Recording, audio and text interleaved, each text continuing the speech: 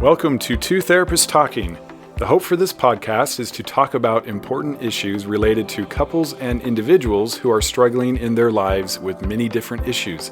I'm David Thompson, a marriage and family therapist. And I'm Sherie Christensen, marriage and family therapist. Please join us as we explore these issues together, and we hope you will learn and be enlightened along the way. Come find us at twotherapisttalking.com. If you like what you're hearing, please get on and rate us and subscribe to the podcast. Hi, and welcome back to Two Therapists Talking. I'm David. And I'm Sherie. And today we're talking about something that I think is really important and always comes up in this process of recovery. And it's important, and that is reintegrating sexuality back into the relationship. Right. After there has been betrayal, discovery, hurt, loss, and naturally a pulling away, a withdrawing, isolating time and space, which is what should happen. Yes. But then how do we start to come back together? When do we know that it's a good time to come back together? Right. So how do I know when it's time, and what do I do is an important one. Hopefully you're better at knowing when not to, and that's why you probably haven't been very close. But after even discovery. maybe we even just kind of step back a second and say, okay, discoveries happened. How much is okay and what's okay and what's that's not a good okay? question. And that's a good question because I see both sides, where sometimes there's a real good time and space, which I think is healthy. And then also there's like a ultra mega period of sexuality following discovery, which I don't think is very healthy. Right. So you may be in one or the other of those two camps. Often there will be a sense of, oh no, this will fix whatever is wrong if I hold his interest enough sexually, or if I'm fun enough. And so that's the answer. Yes. I'm going to make things okay with sex. I'm going to hold his interest. I'm going to connect that way, or I've got to be sexy enough or good enough, or all of those kinds of things, which typically isn't super helpful. No, because it's not addressing the issue. It's just more of a codependent, I need you to be in this relationship, and I need you to be interested in me, instead of a, hey, what is amiss? Where are we off here? Right. If this is happening, if this is in the relationship. And the same thing also from the addict side of things, right, is that concept of like, okay, now we've had disclosure, so it's fixed everything, and so sex should be fine now. Everything should be fine now.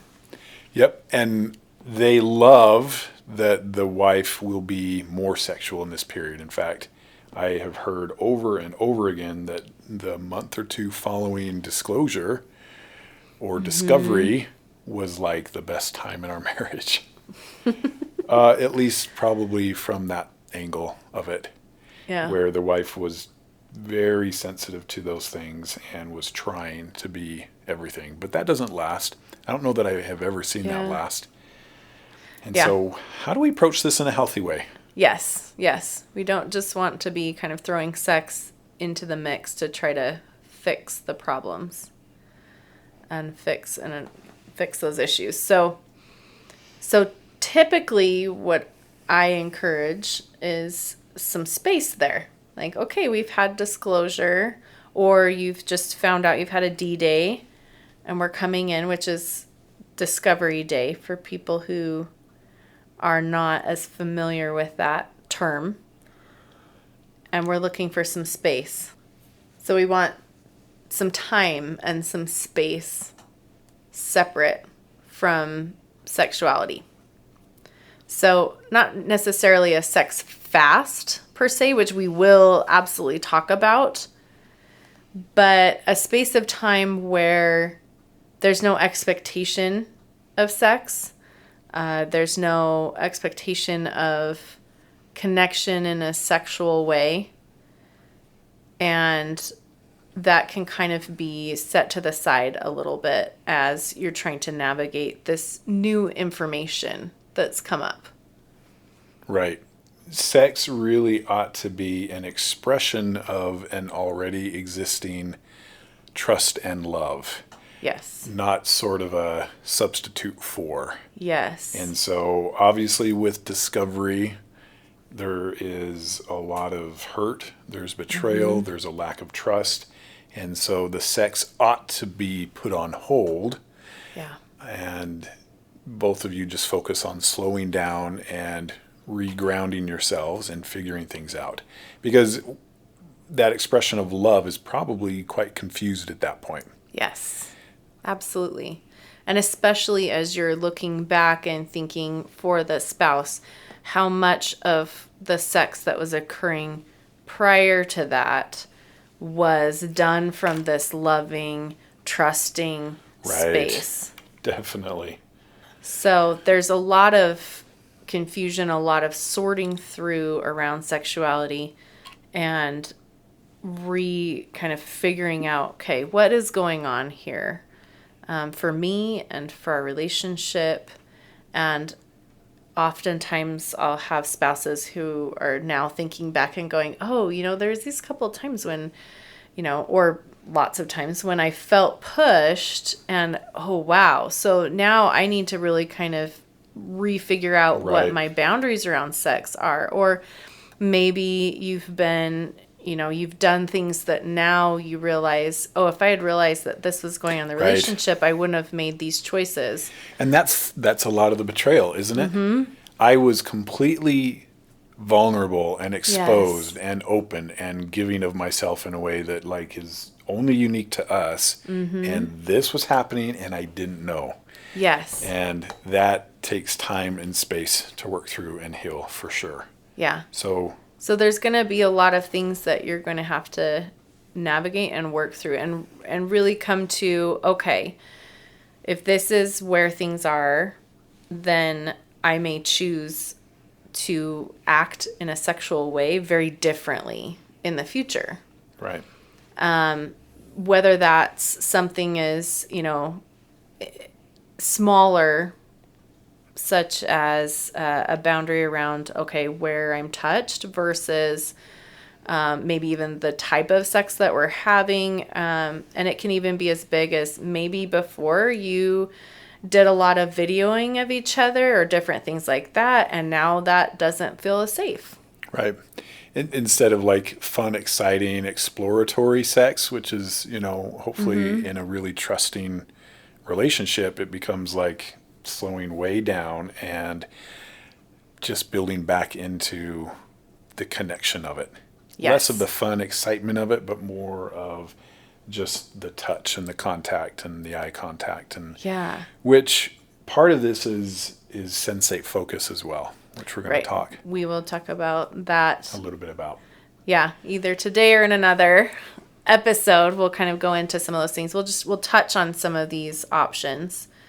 But yes, when you're reintegrating that sexuality, it has to be built on that love. It has to be built on trust. Especially now. Yes, especially now. And that connection, the emotional connection is going to be a huge part of this. So if you're an addict and you're like, why doesn't my spouse want to have sex all of a sudden right now all the time or even at all, there's a reason.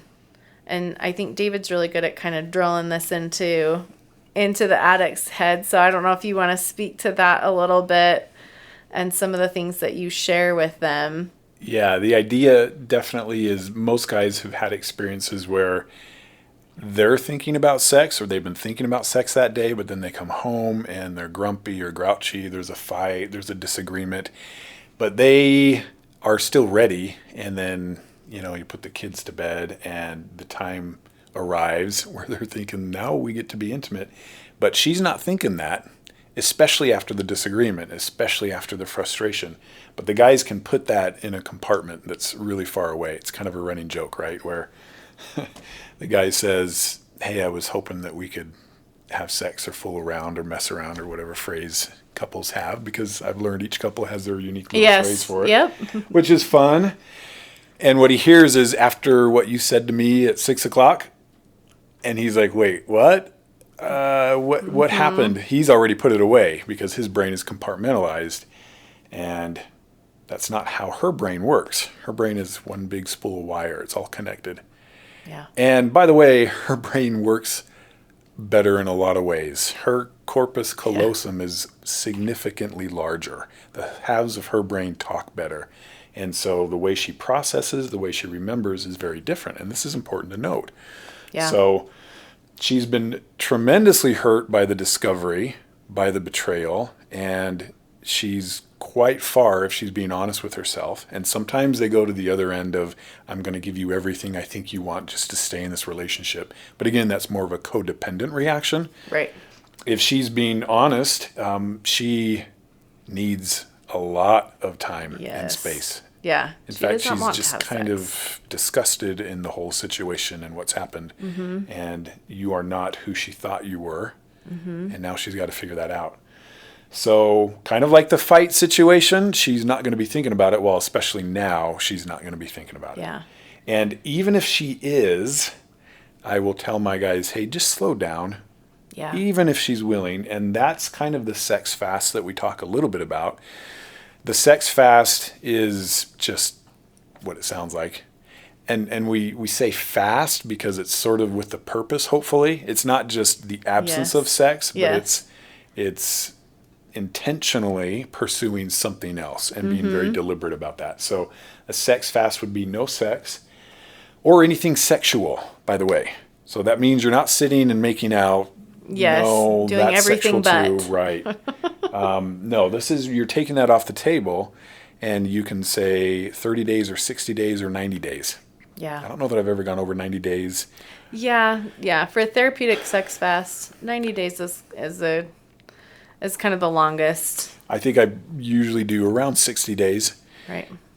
But it's necessary for the relationship to find itself. Mm-hmm. And a really cool thing that happens is they start to learn to connect in other ways. And so talks become more meaningful. Mm-hmm. Walks become more meaningful.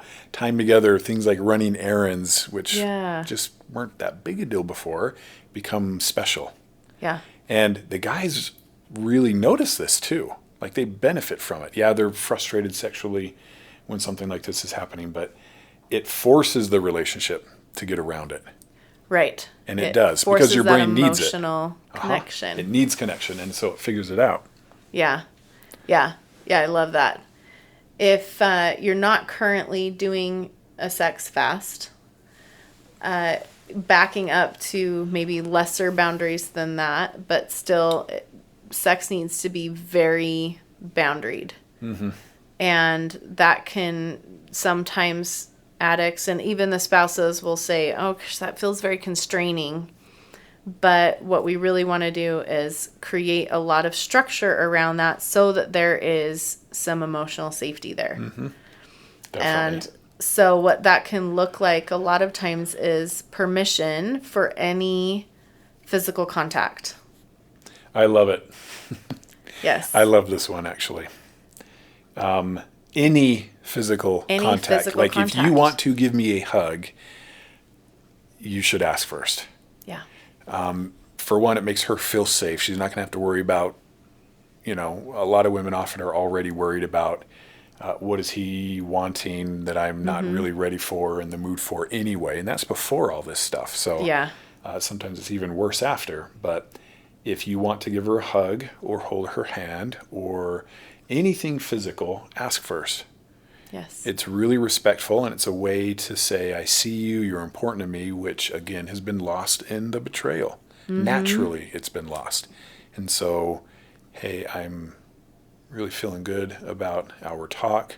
I feel closer to you. Is it okay if I give you a hug? And just ask.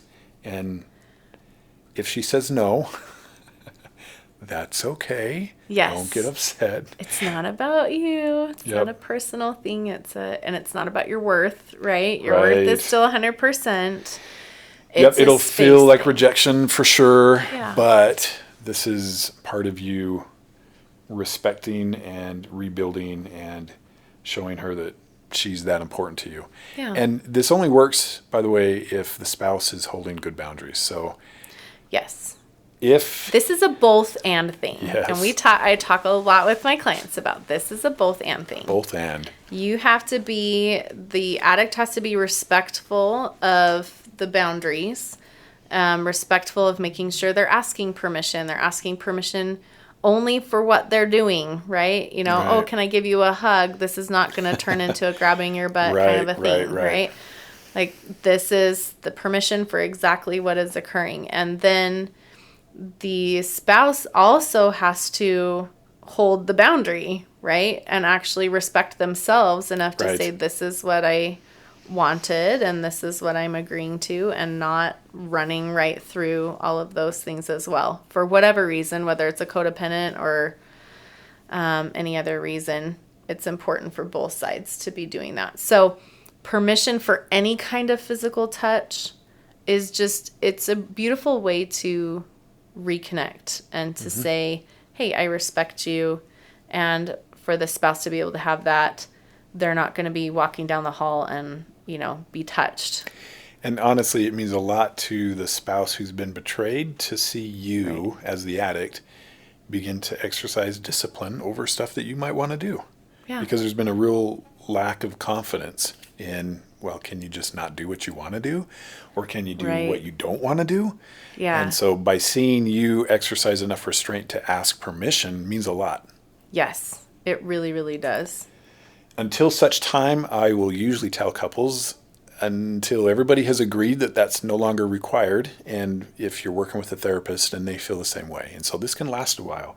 But you know what? Toward the end of that process, they're likely saying yes to most of what you're asking for, which is a great thing. Yes and yes, yeah. And of course, just every new layer requires an additional asking of permission. So boundaries are really, really, really important as you're reintegrating sexually. Yep. And both sides need to be respectful of what's going on there and holding those boundaries. And so if you say as the spouse, I am not interested in having sex, then don't push it right to the edge and then walk away. Right. Not helpful. No, not helpful at all. So be respectful on your side that, hey, you know, if this is what I'm saying is I'm not interested in sex, then let me be aware of how sexually aroused and what I'm creating in this environment is, right? Yep. So again, with that, then sex fast is an option. A therapeutic sex fast is really, really great, I think, in so many instances. And I love, you know, we've talked about 30 days, 60 days, 90 days. There's a lot there. And sometimes it's hard. We were talking about this in preparation for, okay, how do we want to talk about some of these things? And we were talking about it's sometimes hard for the spouse to do these sex fasts. Yep.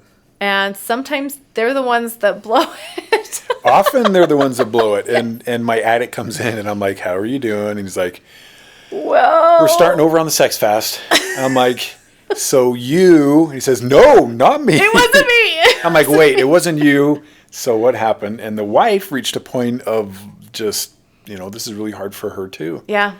And so everybody has to be in agreement that this is what we're doing. Yes, and you all have to follow through. It doesn't matter if you were the betrayed person. You still have to follow through. If you're doing a sex fast, you have to follow through too. Mm-hmm. And that's important because you're both going to reach points where it feels really hard sometimes. Right. And that's the point at which you slow it down again and connect emotionally. You want to be able to strengthen this relationship. Right. That's the priority. Strengthen the emotional connection.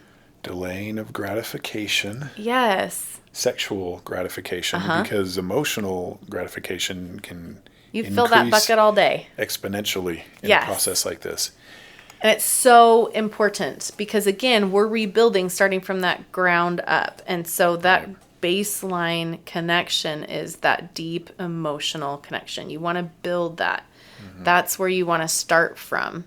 And so make sure that if you're the spouse that you are also following through with this. And so it seems like, and David, we were talking about this, that oftentimes initially it's the struggle for the addict, like, oh, pushing Yeah. through that first little bit of the sex fast. And then oftentimes it's the spouse that has the harder time Yep. kind of maybe on the back end. And honestly, everyone's different. I think a lot of that is because he's actually doing a pretty good job of connecting. Emotionally, And yes. so for a woman, if we're not being physical, but we're connecting all the time emotionally, that's really very hard. arousing. It is very arousing. And so, which is why, if I'm being honest, and maybe I shouldn't say this, but if I'm being honest, I'm like glad that it happens when it does. Because if she's the one pushing for it, it's like, hooray. You are doing what you're supposed to be doing if she's feeling more connected to you. So it's kind of like, you should not have let that happen. But inside I'm like, oh, good. I'm glad that you're getting to that point. As long as, again, it's not that space where it's that, like, if she's not, I just really want to just have sex and to kind of make sure that we're staying together or whatever. And that's why we say, don't mess up anyway. Just don't mess up. If you're trying really, really hard and it's just getting really hard, good. That means you're connecting. Go take a cold shower and keep connecting. Because that's what we want. We want to build this so strong that when you come out of that sex fast, there is trust and love, just so much, and that emotional connection so much that's why you have sex, right? That it's that kind of culmination of this relationship that you've built together. And the goal, make no mistake, is for this relationship to be stronger than it has ever been. We're not planning to go back to what it was before. That wasn't good enough, clearly. Yes. That wasn't good enough. And so this is something new. And better. And so we're going to start with those boundaries. We're going to start with that permission and possibly a sex fast. And then there are other things that we can do to start to integrate, and we will talk about these at another time. We've got sensate focus will come up. We've got scheduled sex, which does not sound like that fun exploratory kind of space, but it's fun with Dick and Jane. Great space. If you remember that scene, which is hilarious, where they start kissing and they start getting excited, and he's like, let's schedule this. And she's like, hey, I've got next Tuesday, and then they just turn around and go to bed. Scheduled sex. No, that a little bit different. It can be a really helpful way to reintegrate healthy sexuality. So we'll talk about some of those later, but just giving that brief right as we're coming out of D-Day or disclosure, what does sex look like? This is what it looks like. Boundaries, permission, potential sex fast. Yep. So stay tuned, and we'll keep talking about this. Yeah. All right. See you next time. Thank you for listening to Two Therapists Talking. We look forward to sharing more conversations with you. Connect with us at twotherapisttalking.com or email podcast@twotherapisttalking.com. If you like what you're hearing, please get on and rate us and subscribe to the podcast.